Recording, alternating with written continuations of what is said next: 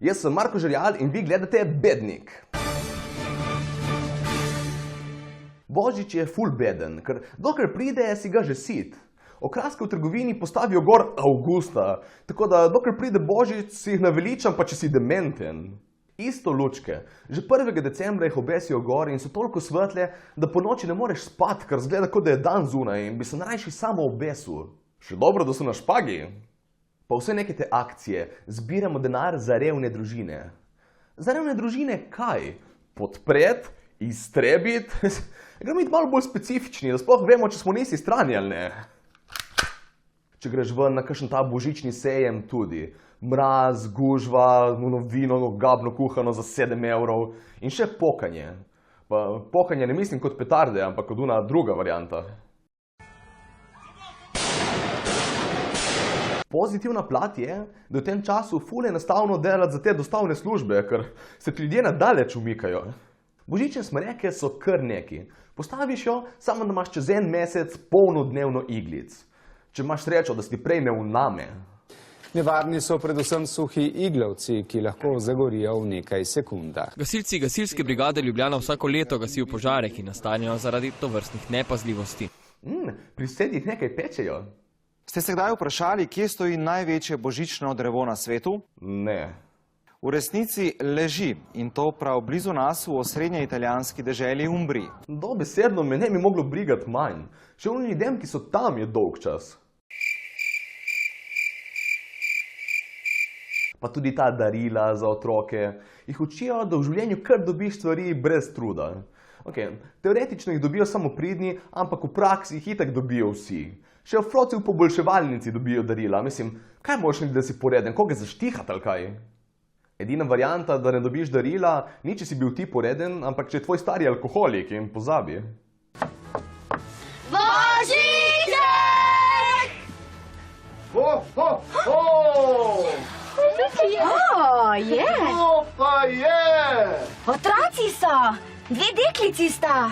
Otroci! 2 deklici! Bežte stran!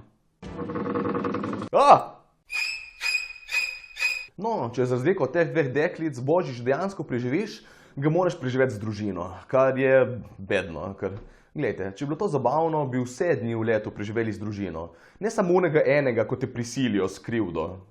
Pri nas doma se vedno skregamo in to ne malo, ampak na hard.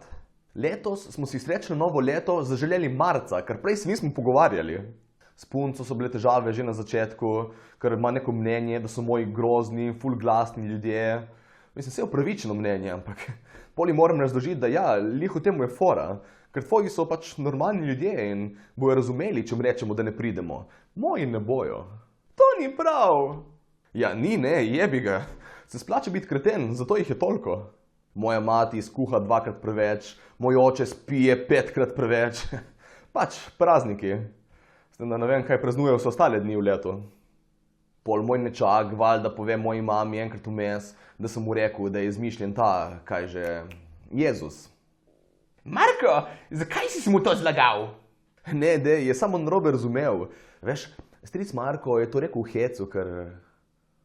je šla stran. Glej, ja. Jezus je izmišljen pač, ampak se vsi pretvarjamo, da ni, dokler je moja stara mama še živa, okej? Zakaj? Ker ni lepo dajati ljudem nekih dvomov v nebesa, ko so tik pred ciljno črto. Po številnih cerkvah so sinoči potekale polnočnice. Ful dobra ideja. Gremo si tičati skupaj z neznanci v sezoni prehladov. Kje boš za novo leto? Ne vem, en par let sem bil že bolan, sploh ne vem zakaj. Družino pa bi morali stražiti starši, je še dodal. V svoji pozornosti bi morali vedeti, kje so njihovi otroci. Ne toliko telesno. Ja, z duhovniki okoli bi mene lih telesno skrbelo za otroke, kje so. Kakšno je okolje, ki jih nagovarja? Kakšna je družba, ki jih privlači? Mene skrbi bolj, kakšna družba vas privlači. To je bilo vse za ta teden. Lajkajte, subscribajte in kdo ne šera je pravoslavec.